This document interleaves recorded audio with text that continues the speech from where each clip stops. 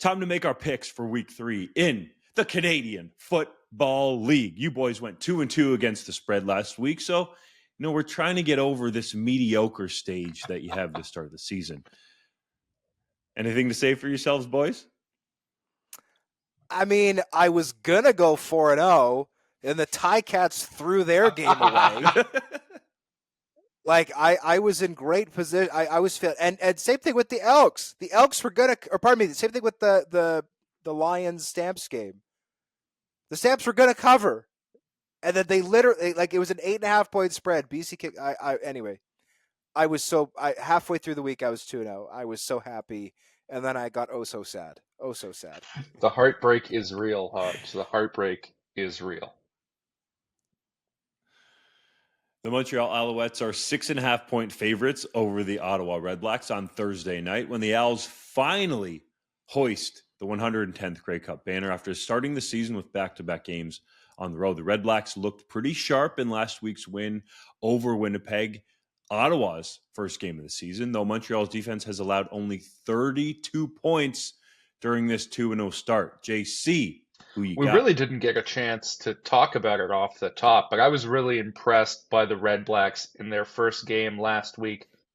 Drew Brown looked sharp in his first start at quarterback for that franchise, and I think Raquel Armstead is a real find at running back. He seemed to really give that offense something they've been lacking, a physical element in that run game. But this is a different animal this week. This is the Montreal defense. And since about halfway through last season, they've been unbeatable. And I don't think that's going to change on a night where they're going to host the Grey Cup banner that they so rightfully earned last season. Montreal is going to be fired up, and that Ottawa crew is going to have to go through a little bit of a learning curve here in order to figure out one of the best units in the entire league with all the new personnel they have. I still think this spread is a little bit wide, but I'm going to take the Montreal Alouettes here all the way. I'm certainly going to take the Alouettes to win this game. I think this will be a low-scoring, grinded-out, pound-and-ground type of game. That being said, I am going to pick the Ottawa Redblacks to cover here. I do think it'll be close. I do think the Redblacks are much improved. I think that Drew Brown, with his quick decision-making, and surprising, I didn't realize that Justin Hardy had quite as much yards after the catch ability as he showed in week 2 against Winnipeg. I thought some of those timing routes were really effective. I do think that they could recreate some of that success here at Molson Stadium in Montreal. So I'm going to take the Alouettes to win this game, but I do think the Alouettes have it in them to cover in what, again, I anticipate to be a relatively low-scoring affair. The only critique I have of the Redblacks after seeing them in those new uniforms is the fact that there's nothing on the pants. There needs to be something on the pants, man. Those jerseys, those helmets, oh, man, that is swaggy, drippy. Those pants, they're probably not going to be able to change them in season, but if they add something to that, right up there with the top uniforms in the league. The Winnipeg Blue Bombers are short home favorites against the BC Lions on Friday night, where the blue and gold are under pressure to get win number 1 this season. The Bombers have suffered key injuries, especially along the defensive line, while Zach Collaros hasn't looked very sharp under center so far this season, throwing no touchdown passes and 3 interceptions. Meanwhile, the BC Lions are coming off their first win of the 2024 season, beating the Stamps with a new-look offensive line that allowed 0 sacks. Hodge, can the Blue Bombers win and cover? You fool me once, shame on you. You fool me twice, shame on me. I cannot pick the Bombers and have them lose again. I have to take the BC Lions. This is the bounce back spot, though, Hodge. I know. And I do expect the Bombers to bounce back. I don't think that they should be pressing the panic button.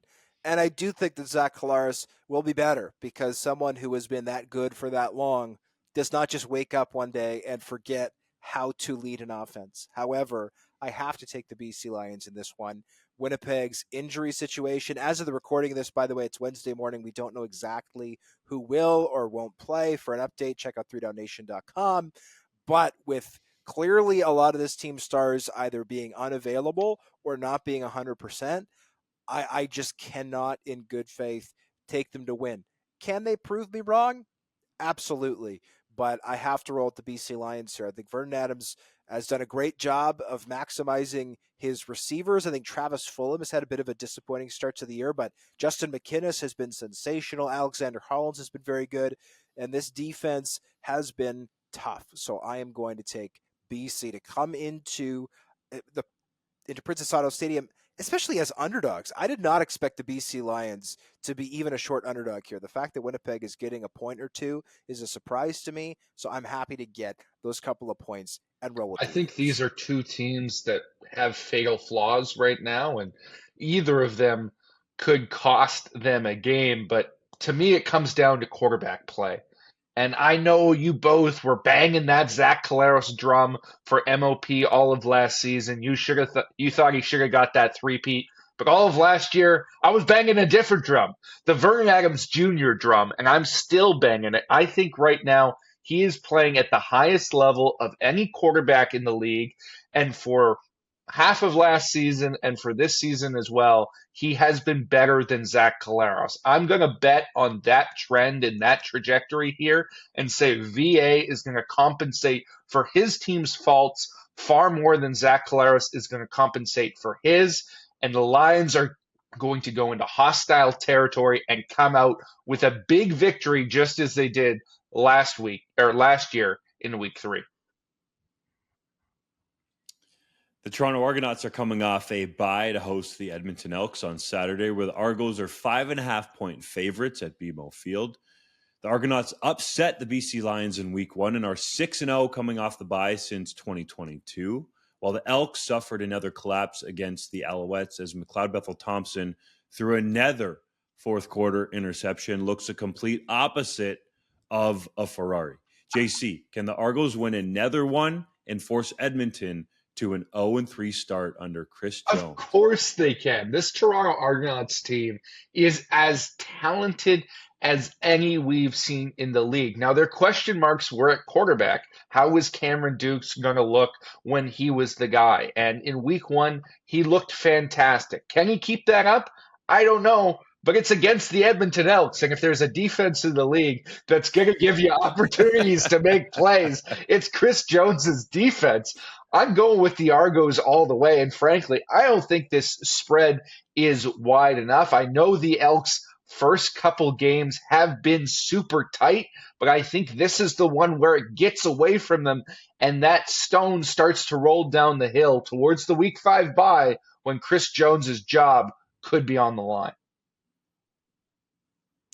Yeah, I'm taking out my knife and fork here, and I'm chomping away these 5.5 points here for the Toronto Argonauts. They're coming off a bye. They've been very good off the bye the last couple of seasons. If this team was going to lose early in the season at home, it would have been week 1 to a tough BC Lions team. They not only beat the Lions, but quite badly outplayed the Lions. In that one, I see this being a victory for the Toronto Argonauts. I don't see it being particularly close. I'm very excited to see Jake Ceresna go up against his former team. My over-under for sacks is going to be about 1.5. Though Curly Gittens Jr., who is the other half of that trade, has been very good for the first couple of games of the season for Edmonton. The thing that I will harp on the Elks for is actually the same thing that I would harp on the Bombers for, what they should have done late in their game in week 2, is get the backup quarterback involved. Trey Ford sitting on the bench for 60 minutes is an unbelievable waste of resources. I'm not saying McLeod Bethel-Thompson's been bad. He's made a lot of really good throws to start this season, but especially in, second and short, in red zone situations, Trey Ford is the best athlete that the Edmonton Elks have. He should be on the field. The same is true for Chris Trevler in Winnipeg. I think that absolutely the Elks, if you're going to save your season, because you might have to do that right now because you're going to BC on a short week in week 4. That's going to be an unbelievably tough game. You got to win this one. Get Trey Ford involved. Not saying to start, but get him involved. I don't think they're going to, though, and I think they're going to fall to 0-3. You know what's a waste of resources? Spending around $500,000 on a quarterback when you already have one on the roster, Oh, when you're talking about an offensive line that isn't very good and might cause a quarterback to need to move around a little bit. Just saying. The other thing that stands out to me about this game is Ryan Dinwiddie's expectation that he has laid out to this Argos football team since he's gotten to Toronto is that they go undefeated at home, or they at least scratch and fight and claw to defend that home turf, so to speak. He said it in his comments after the victory against the BC Lions in week 1 that didn't really mean anything to him because they just expect to win at home. He's like, we got to go on the road and win a damn game in Vancouver to be doing anything of substance to Dinwiddie. So that standard to me is absolutely high. And I just have a hard time seeing off a bye week the Argos coming out flat at home when there are those kinds of expectations from the head coach. The Saskatchewan Roughriders are 2.5-point favorites against the Hamilton Tiger Cats on Sunday for the second half of a home-and-home set between the two teams. The Riders erased a 10-point fourth-quarter deficit at Tim Hortons Field in Week 2 to win on a Brett Lauther field goal, while Kean Schaefer-Baker caught 2 touchdown passes from Trevor Harris. On the other side, Bo Levi Mitchell off to a hot start, but will need Tim White to drop fewer passes or none at all moving forward to give this team a better chance to win. Hodge, can the Ticats pull off the upset at Mosaic Stadium?